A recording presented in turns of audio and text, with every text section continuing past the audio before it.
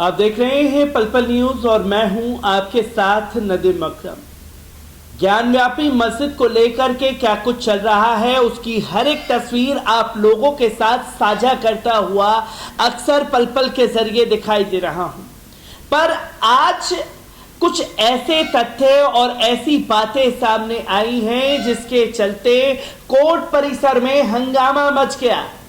जहां पहले जय श्री राम के नाम पर उकसाने की कोशिश की जा रही थी, अब एक नया नारा आज कोर्ट परिसर में दे दिया गया, जहां हिंदू पक्षकारों के वकीलों ने मुस्लिम पक्षकारों को देख करके हर हर महादेव के नारे जज के सामने लगाए हैं, जिसकी तस्वीरें सामने आई हैं और एक हंगामा मचा हुआ है कि कोर्ट परिसर में भी ये सब कुछ क्या चीजें चल रही हैं, जिसके चलते बार बार ये सवाल पूछा जा रहा है कि आखिरकार क्यों मुसलमानों को उकसाने के लिए ये धार्मिक नारे लगाए जा रहे हैं।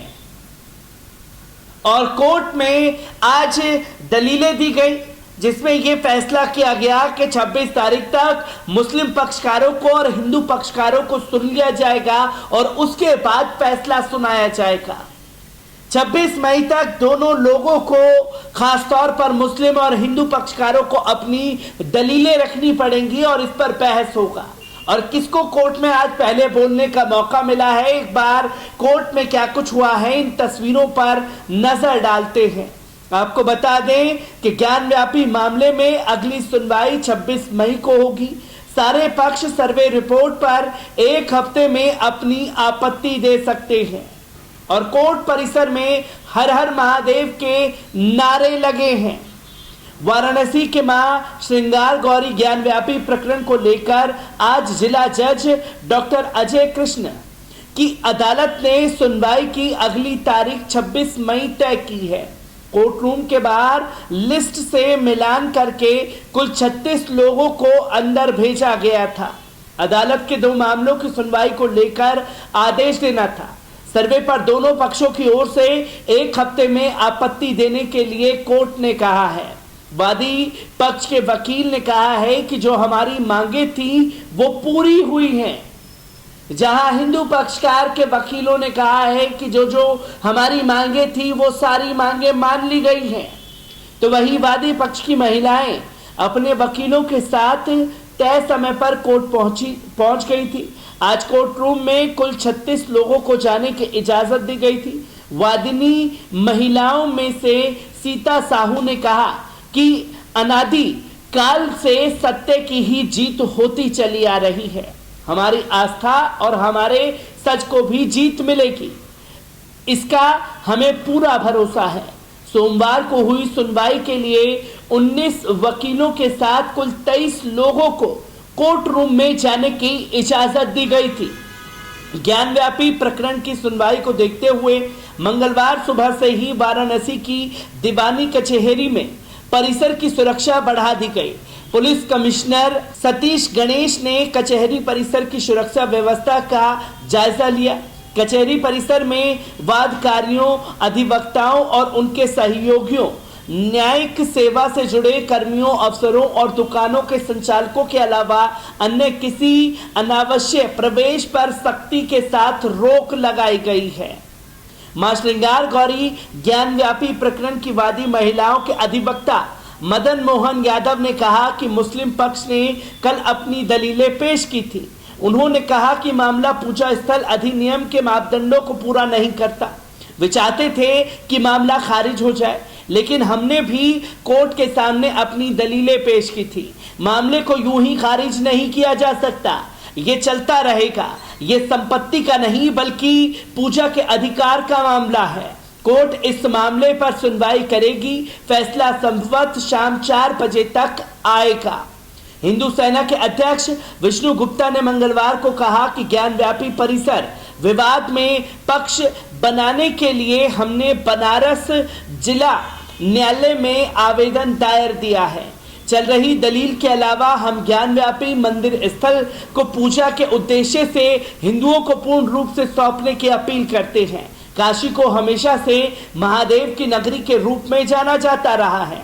इसलिए हमारी मांग है कि मस्जिद को सौहार्दपूर्ण तरीके से किसी अन्य स्थान पर स्थानांतरित कर दिया जाए। ज्ञानव्यापी परिसर पूरी तरह से शिव परिवार को समर्पित होना चाहिए। हम अपने सभी भारतीय मुस्लिम भाइयों बहनों से गंगा जमुनी तहजीब के तहत शांति और सद्भाव बनाए रखने के लिए एक कदम आगे बढ़ाने की अपील करते हैं। ये कहना है विष्णु गुप्ता का, हिंदू सेना के अध्यक्ष। क्यों हर बार मुसलमान ही क्यों, ये दलीलें दें और क्यों गंगा जमनी तहजीब के लिए कदम उठाएं? क्योंकि बाबरी मस्जिद में भी इसी तरीके की दलीलें दी गई थी और कोर्ट परिसर में कहा गया था कि बाबरी मस्जिद आखिरी फैसला होगा, इसके बाद किसी मस्जिद पर कोई दावेदारी नहीं ठोकी जाएगी। यह सुप्रीम कोर्ट के नियम कानूनों का उल्लंघन करते हुए हिंदू पक्षकार के वकील नजर आए हैं। और एक बार बाबरी जो शहीद की गई उसके फैसले के साथ क्या हुआ, मुसलमानों ने फिर भी सौहार्द कायम रखा और दूसरी जगह मस्जिद के लिए जगह दे दी गई, उसे मान लिया गया। तो क्या ज्ञानव्यापी पर भी यही फैसला थोपा जाएगा? ये सबसे बड़ा सवाल खड़ा हो रहा है।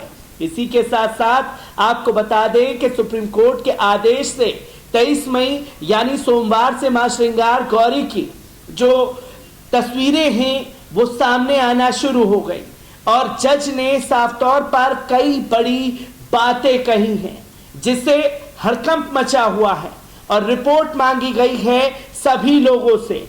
26 मई को सुनवाई होगी।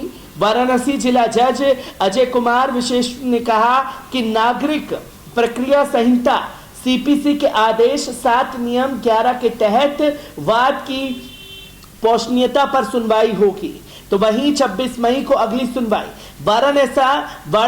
वाराणसी जिला जज अजय कृष्ण ने फैसला सुनाते हुए कहा कि इस मामले पर 26 मई को सुनवाई करेंगे। मुस्लिम पक्ष का कहना था कि 7/11 का मामला सुना जाए। कोर्ट ने कहा कि 7/11 को पहले सुना जाएगा। इसके साथ ही जिला कोर्ट ने 7 दिन के भीतर सेशन कोर्ट के फैसले पर हुए सर्वे की रिपोर्ट पर दोनों पक्षों से आपत्तियां दाखिल करने को कहा है, क्योंकि यहां दावा अब शिवलिंग को लेकर के किया जा रहा है। पहले याचिका डाली गई थी मां श्रृंगार गौरी के पूजा अर्चना की, मस्जिद के अंदर दाखिल हुए फव्वारे को शिवलिंग घोषित कर दिया और मुस्लिम पक्ष पहले से ही कह रहे हैं कि हम ये साबित कर देंगे कोर्ट में कि शिवलिंग नहीं है, वो फव्वारा है। और 7 से 11 याचिका को लेकर की सुनवाई करने की बात कही थी, जिसे कोर्ट ने एक्सेप्ट कर लिया और मुस्लिम पक्ष की दलीलों को पहले सुना जाएगा और 26 तारीख तक यानी कि 2 दिन से 3 दिन के अंदर पूरी याचिका सर्वे रिपोर्ट दाखिल करनी पड़ेगी हिंदू पक्षकारों को भी और मुस्लिम पक्षकारों को भी। कोर्ट के अंदर की हर एक जानकारी आप लोगों के साथ साझा करता रहूंगा। दीजिए इजाजत, शुक्रिया।